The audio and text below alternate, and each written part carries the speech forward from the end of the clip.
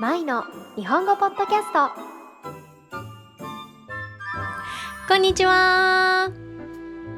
マイの日本語ポッドキャストへようこそ。マイです。皆さんお元気でお過ごしでしょうか？私は元気です。はい、私この間1ヶ月間くらい日本に一時帰国していたじゃないですか。で、その時に、いろんなお店に行ったんですね。例えばレストランだったりとか、あとはコンビニとか、いろいろ行きました。で、私気づいたんですけど、店員さんがね、外国人の方がすごく多かったんですよ。はい。で、このね、ポッドキャストを聞いている、方で、外国人の方で、今、日本に住んでいて、で、働きながらね、生活しているっていう方もたくさんいらっしゃるんじゃないかなって思います。はい。で、皆さんにちょっと一つね、質問したいんですけど、皆さんはアルバイトだけで生活できると思いますか？国によってはね、アルバイトだけでもしっかりと生活できるっていう国もあると思います。じゃあ、日本はどうでしょうか？気になりますよね。はい。ということで、今日のテーマはですね、日本のアルバイトについてお話ししていきたいなと思います。日本でこれからアルバイトをしてみたいと思っている方ももしかしたらいるかもしれないのでね。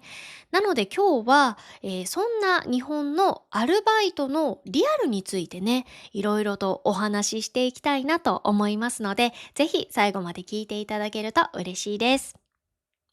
そしてこのマイの日本語ポッドキャストではメンバーシップもやっています。興味がある方はぜひ概要欄をチェックしてみてください。はい。じゃあ、まず最初に、日本のアルバイトのお金事情についてね、お話ししていきたいなと思います。やっぱりね、日本で働く上で、お給料ってどのくらいもらえるんだろうとか、時給はいくらくらいなんだろうって気になっている方多いかなと思います。はい。で、日本のアルバイトの平均時給なんですけど、実はね、地域によって結構差があるんですね。例えば、東京や大阪などの都市部であれば、結構時給は高いんですけど、地方になると、それよりも少し低くなることが多いです。で、例えば、飲食店のアルバイトの場合、東京だと平均でだいたい時給1100円から1300円くえんくらいのところが多いかなと思います。一方で、地方になると、900円から1050円くらいが一般的ですね。はい。なので、同じ飲食店のお仕事でも、場所によって200円から300円くらい差があるんだなっていうことを覚えておいてもらえるといいかなと思います。ちなみに私今韓国に住んでいるじゃないですか。で、韓国に来て初めて知ったことなんですけど、韓国は最低賃金が全国一律だと言われています。そう、全国全部同じなんですね。で、私これ初めて知った時すごく驚いたんですよ。やっぱりこう私は日本で育ってきて、地域によって最低賃金が変わるっていうのが当たり前だと思っていたので、そう、だから、韓国って同じなんだって、すごくびっくりしましたね。はい。やっぱりね、国によってこういった賃金の仕組みも違うんですね。そして、アルバイトだけで生活ができるのかっていうことについてなんですけど、結論から言うと、できなくはないけど、正直きついかなって思います。例えば、1日8時間、1日8時間労働を週5日間、フルで働けばね、一人暮らしが不可能ではないとは思うんですけど、でもやっぱり東京みたいな、都市だと家賃がまず高いですし、あとは光熱費とか食費もね、結構かかるので、そういったことを考えると、結構厳しい場合があるんじゃないかなって思いますね。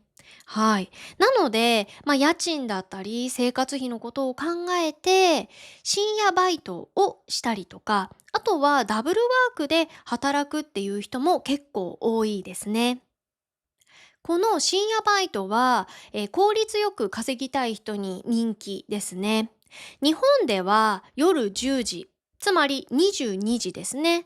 22時以降に働くと時給が上がるっていうことが法律で決まっています。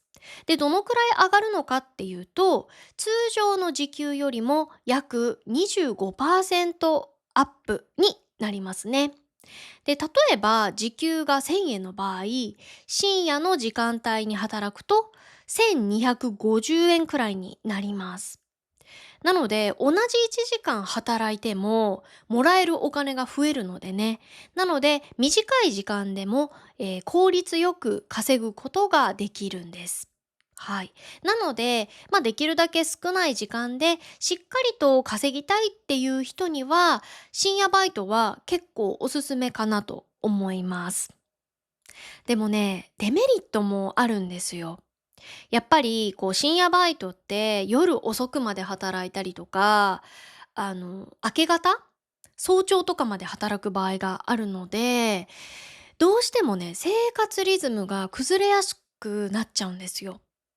だから結構昼と夜が逆転してしまう、そう、逆の生活になっちゃったりとか、そういったこともあるので、体調を崩してしまう人も中にはいるんですね。で、特に学校に通いながら働くっていう人とかは、そこは注意した方がいいかなと思います。あと、日本のアルバイトでよくあるのが、交通費が支給されるっていう点ですね。これは、働く場所までの電車代やバス代を会社やお店が一部負担、もしくは、全額負担してくれるっていう仕組みです。もちろん、すべてのアルバイトで必ず出るっていうわけではないんですけど、特に都市部であれば、交通費支給のアルバイトは結構多いですね。はい。なので、時給だけじゃなくって、交通費が出るかどうかっていうのも、仕事を選ぶ時のポイントになりますね。それからチップ文化についてなんですけど、このチップに関してはね、私も実際何人かの、海外の方から、日本はチップ払わなくていいのって質問されたことがありました。日本では基本的にチップ文化はありません。だからレストランとかカフェに行ってもサービスに対して追加でお金を払う必要がないんですね。で、なんで払わなくていいのかっていうと、サービス料が最初から料金に含まれているからなんです。つまり、いいサービスを受けたからチップを払うっていう考え方がそもそもないんですね。うん。だから、皆さんもね、どんなに接客が丁寧でも、追加でお金を払うっていう必要はありません。はい。ここはね、海外と大きく違うポイントかなと思います。うん。なので、逆を言えば、日本で働く場合も、チップはもらえないものだと思っていた方がいいですね。それから日本のアルバイトの働き方なんですけど、基本的にシフト制が多いです。例えば週に3日、1日4時間などね、こういった感じで自分のスケジュールに合わせて働くことができます。で、学生の場合だと授業終わった後、夜に数時間だけ働くとか、あとは週末だけ働くっていう人も結構多いですね。あとは、アルバイトを掛け持ちする。掛け持ちっていうのは、いわゆるダブルワークのことですね。ダブルワークも OK だよっていう場合が多いです。なので、一つの仕事だけではなくって、二つ以上のアルバイトをしている人も日本ではね、珍しくありません。私は高校生の時、マクドナルドですね。そう、マクドナルドでバイトをしていたんですけど、マックもね、シフト制でした。で、マックの良かったところの一つが、シフトの柔軟性が高いところでしたね。確かね、2週間前までに、翌々週の1週間分のシフトを出せば OK っていう感じだったんですよね。そう。やっぱりこう固定シフトだと、何曜日と何曜日、何時から何時までって、こういった感じで、決められた日に出勤っていう感じなんですけど、自由シフトだとそうじゃなくって、その都度自分が出たい日を決めることができたので、その点はね、本当にすごく助かっていましたね。うん。もちろんね、こう、働きたい日、自分が働きたいって希望を出した日が、他の人もたくさん希望を出している場合は、例えばその日カットされたりとか、もしくは時間をちょっと短くされたりとかね、そういったこともあるんですけど、でも私はね、ほぼ希望通り毎回シフトを組んでもらっていましたね。はい。なので本当にすごく助かっていました。はい。ちなみに留学生は日本で働く場合、週に28時間までっていう就労制限があります。でも、夏休みとかの長期休暇中であれば、1日8時間、週40時間以内まで働くことができるそうです。あともう一つ、日本のアルバイトで特徴的なのが、時間にとっても厳しいっていう点ですね。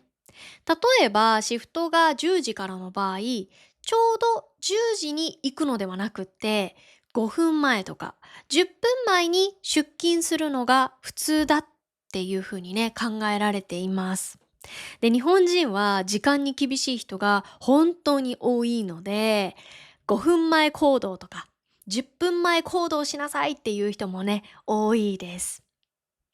あともう一つ大切なのが、休む時のルールですね。体調が悪い時とか、熱が出てしまったとか、風邪をひいてしまったっていう時は、もちろんお休みしてもいいんですけど、その場合はできるだけ早く連絡をした方がいいですね。ギリギリに連絡してしまうと、結構印象が悪くなってしまう場合もあります。なのでそこは気をつけた方がいいかなって思いますね。あと、面白い話があるんですけど、日本にはお客様は神様ですっていう言葉があるんですね。で、もしかしたらこの言葉、日本でお仕事をした経験がある方は、聞いたことがある人もいるかなって思います。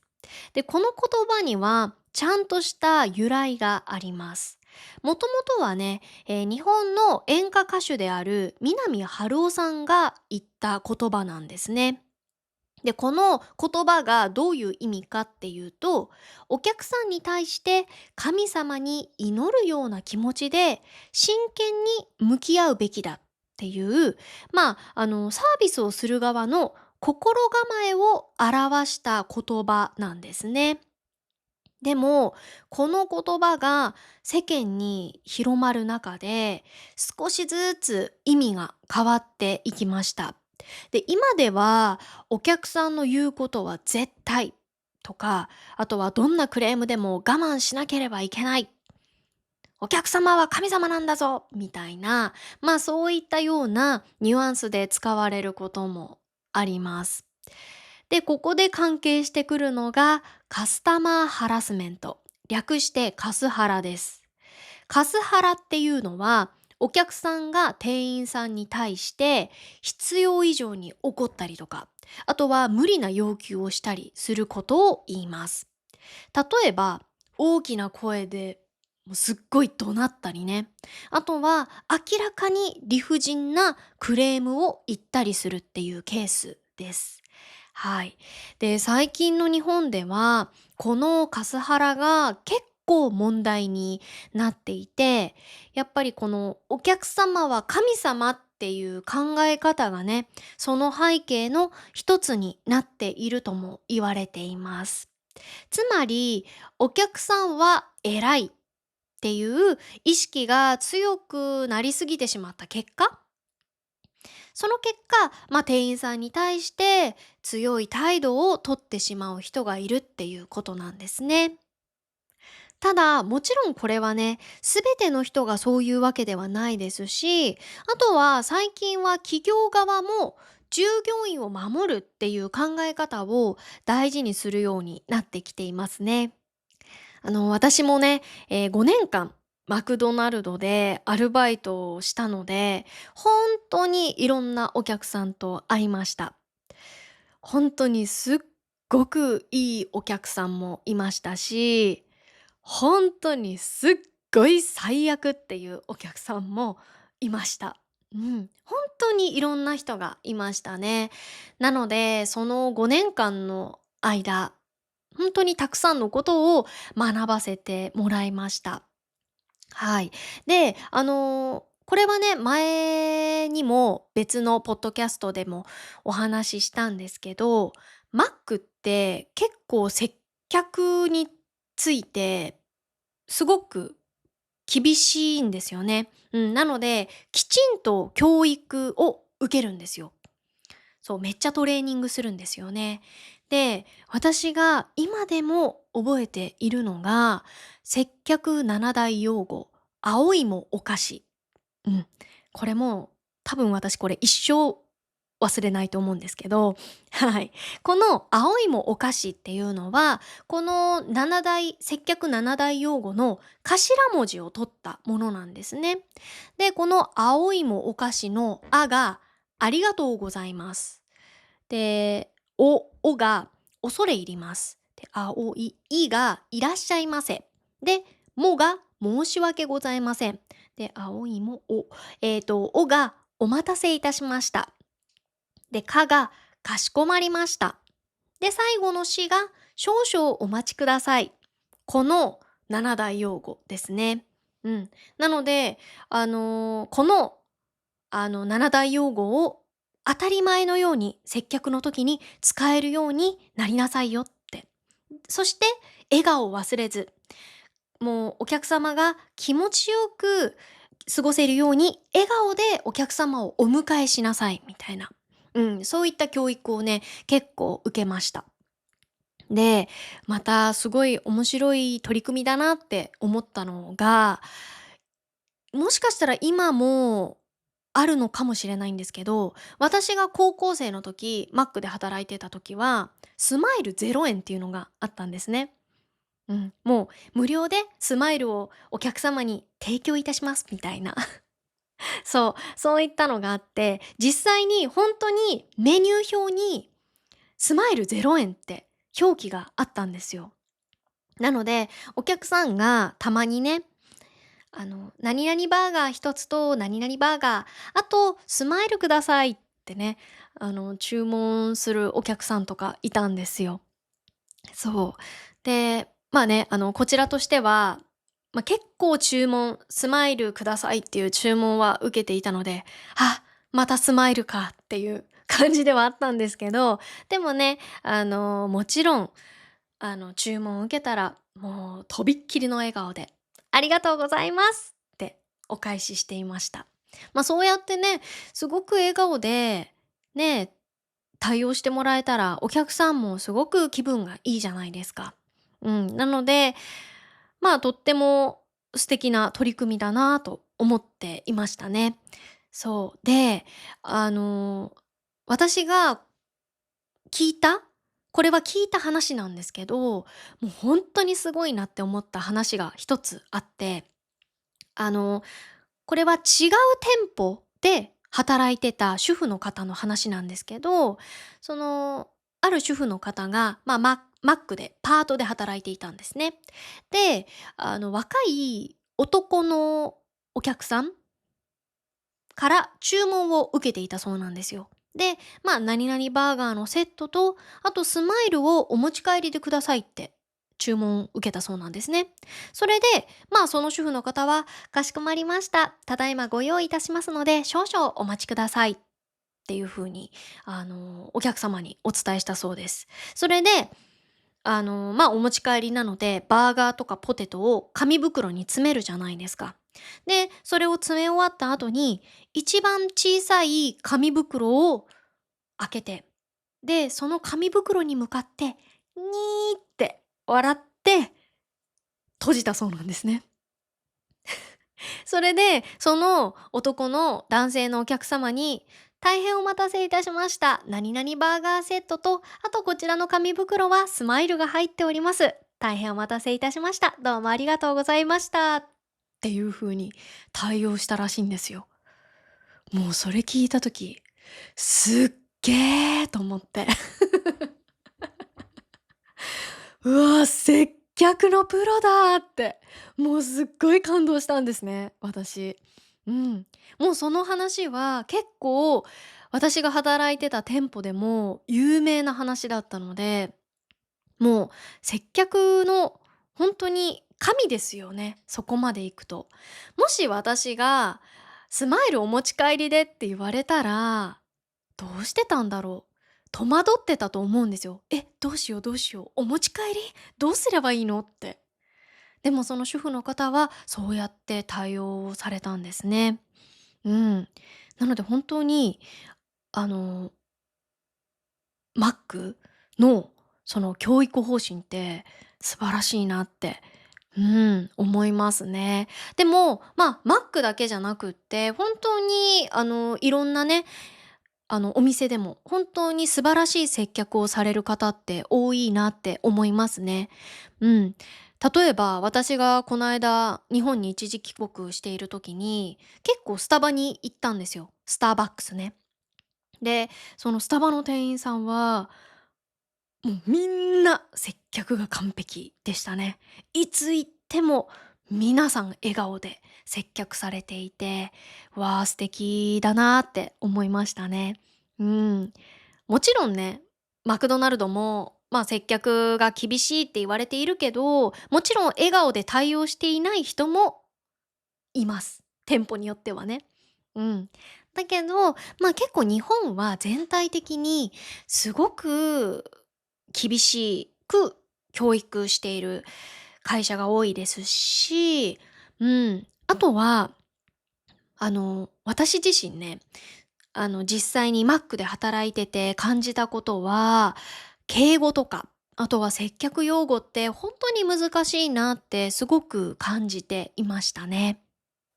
なので、これから日本で働こうって思っている外国人の方はね、結構、敬語どうしよう、難しいなって不安に思っている方も結構いると思うんですよ。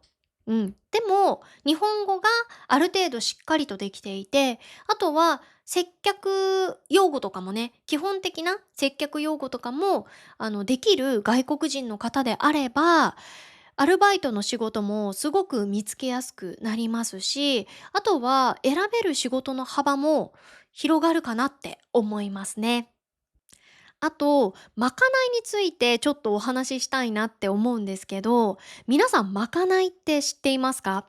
まかないっていうのは、アルバイト先で出る食事のことです。皆さんの国にもまかないってありますかね？飲食店のアルバイトとかだと、お店の料理を食べられるっていうことが多くて、それが無料で食べられたりとか、あとは、安い金額で食べられたりしますね。